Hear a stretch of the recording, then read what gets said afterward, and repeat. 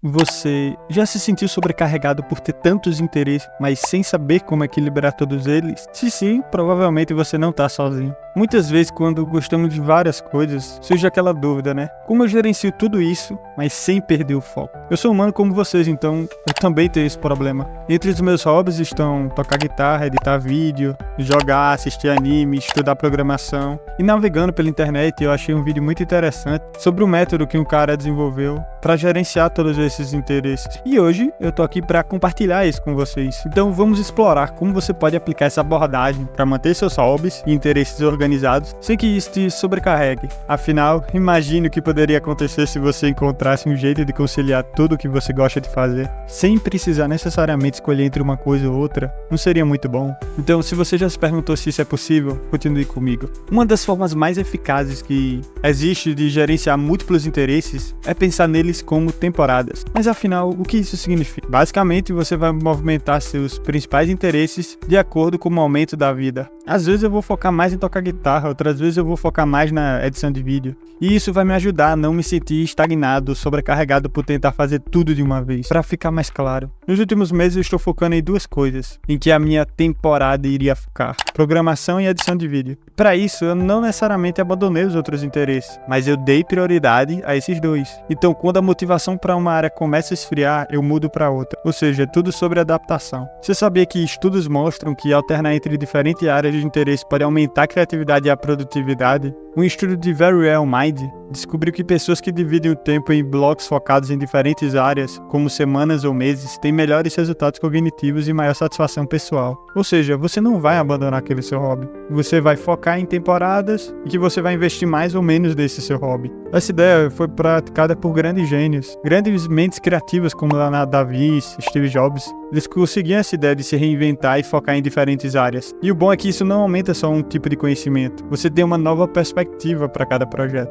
Não à toa, Steve Jobs fez um curso de caligrafia e isso impactou na Apple. Para organizar melhor os interesses, crie 3 listas diferentes. A lista 1 é o que eu absolutamente vou fazer. Ou seja, são os interesses que você tem que fazer todo dia, sem exceção. No meu momento atual, é edição de vídeo e programação. Programação porque eu estou estudando, fazendo um curso de ciências de dados, então eu tenho que programar todo dia. Não tem como fugir disso. Apesar de ser um hobby, vai ser meu trabalho. E a edição também pode virar meu trabalho. Na lista 2 seria o que eu provavelmente vou fazer. E aqui estão os hobbies que eu gosto de fazer quase todos os dias, mas que eles podem ser adiados dependendo do dia. Um exemplo para mim seria jogar e tocar guitarra. São bons hobbies, mas que não são a prioridade máxima. A lista 3 é se der eu faço. Esses são aqueles interesses que se eu tiver tempo livre, ótimo. Mas se não, tudo bem. Assistir anime, por exemplo, é algo que eu faço apenas quando sobra tempo. Então, sobrou tempo, eu vejo anime. Não sobrou tempo na semana? Bom, não vai dar pra ver anime. É a vida.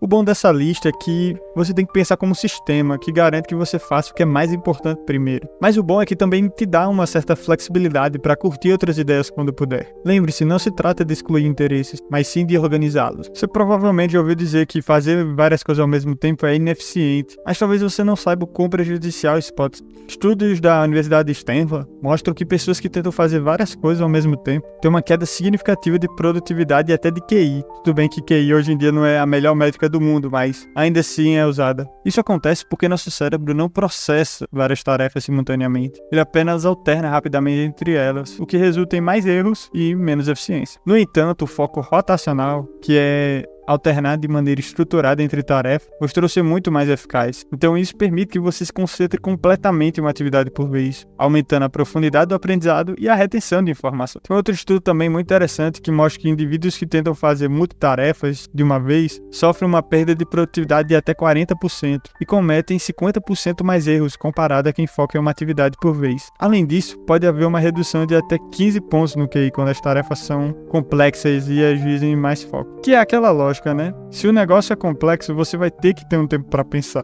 Daqui que você desenvolva esse todo o raciocínio completo, fazer isso simultaneamente com outras tarefas não vai dar certo. Outra coisa que você tem que analisar é a priorização e a motivação. Sabe quando você olha para a sua lista de tarefas e não sabe por onde começar? Organize suas atividades por prioridade. Pode resolver isso. Quando você dá prioridade ao que é mais importante para você naquele momento, você não só aumenta sua produtividade, mas também aumenta sua motivação. E quando você prioriza suas tarefas, você sente que tem um controle da sua rotina. E isso, é claro, aumenta sua confiança e te ajuda a evitar a procrastinação. Pô, uma coisa que eu faço todo dia, que é bem óbvia, é arrumar minha cama, sendo a primeira coisa do dia que eu faço. Então imagine seu cérebro lá, e a primeira coisa que você faz é mexer no celular. Você nem arruma sua cama. Qual é a prioridade que você está dando para o seu cérebro ao fazer isso? Então, para começar o dia com o pé direito, arrume sua cama. Os estudos mostram que pessoas que priorizam suas atividades têm 25% mais chance de concluir tarefas de maneira eficiente com menos estresse, o que é bom pra gente. Agora, lembra quando eu falei das temporadas? Então,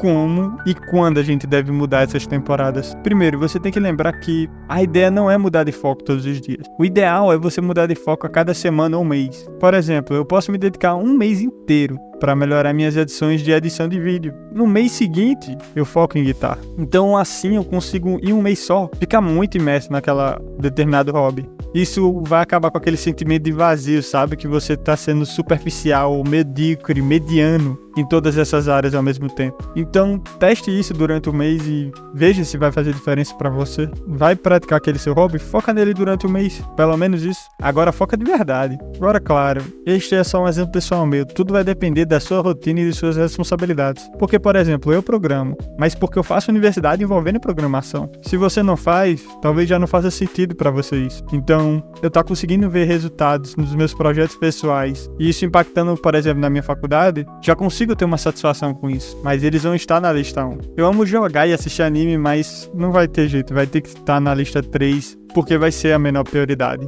Uma coisa interessante que você tem que olhar é reconhecer quais áreas você tem mais facilidade e quais exigem mais esforço. Por exemplo, eu posso ficar semanas sem jogar e voltar sem grandes perdas de habilidade, que nem andar de bicicleta, né? Só que se eu parar de estudar programação por muito tempo, sei lá, um mês sem programar, eu vou perder o ritmo e talvez eu provavelmente me sinta perdido quando eu voltar. Não sei se você sabe, mas estudos indicam que habilidades motoras como tocar instrumento podem ser até recuperadas mais facilmente após pausas, enquanto habilidades cognitivas como programação exigem prática mais constantes para serem mantidas. Ou seja, aquela ideia de prioridade, de temporada, de organização, se você focar em habilidades mais cognitivas, talvez seja necessário ter essa priorização diária. Sempre que eu quero aprender algo novo, como uma nova linguagem de programação, alguma técnica de edição, hoje eu coloco na lista 1. Porque isso me ajuda a garantir que eu estou dedicando tempo suficiente para aprender e praticar até alcançar pelo menos o nível básico daquilo. Então, quando eu já estiver naquele estado de platô, nível médio, assim, aí sim eu já posso mover para outro interesse da lista. E isso é bom,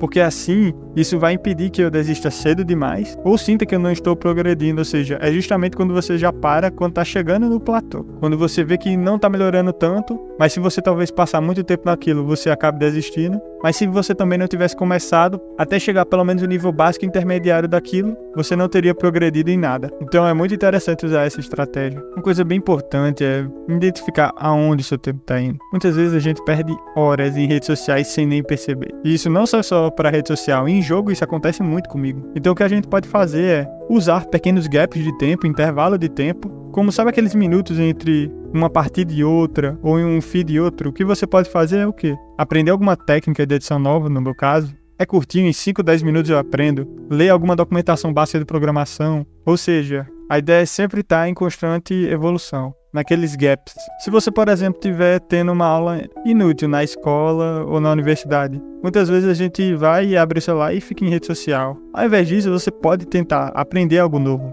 durante aquele tempo mesmo. Já é melhor do que não fazer nada, concorda? Agora existe outro ponto crucial que é não se esquecer de cuidar de si mesmo. Eu costumava fazer muito isso, que era dormir menos para ganhar mais tempo. Mas percebi que sem descanso adequado, meu desempenho em tudo, seja editando vídeo, estudando programação, caía drasticamente. Aquela tática, né, de você virar o dia para estudar mais, aprender mais em menos tempo, só que acaba que você não absorve tudo aquilo. Por isso que hoje eu priorizo uma boa noite de sono e busco, em geral, manter uma alimentação equilibrada. Conclusão: no final das contas, tudo é um processo de tentativa e erro. Não tenha medo de ajustar suas listas conforme sua rotina muda. E tente não ser tão duro consigo mesmo e buscar encontrar equilíbrio em todos os seus interesses sem que isso te torne uma carga. Cara, é muito bom ter muitos interesses. Eu sei que às vezes você pode ter aquela sensação de que, pô, eu sou mediano em tudo, sabe? Será que isso vai gerar algum resultado lá na frente? Mas lembre-se, assim como Steve Jobs, mesmo uma coisa não estando relacionada com a outra, talvez lá na frente você vai saber se vai estar ou não. E nem precisa necessariamente dar certo, afinal é só um hobby. Temos que curtir a jornada. Bom, se você gostou desse conteúdo, deixa o like e se inscreve no canal. E comente como você organiza seus hobbies, seus interesses. Este é só mais um canal meu que pretendo contar algumas experiências minhas e opiniões acerca de alguns assuntos. Valeu!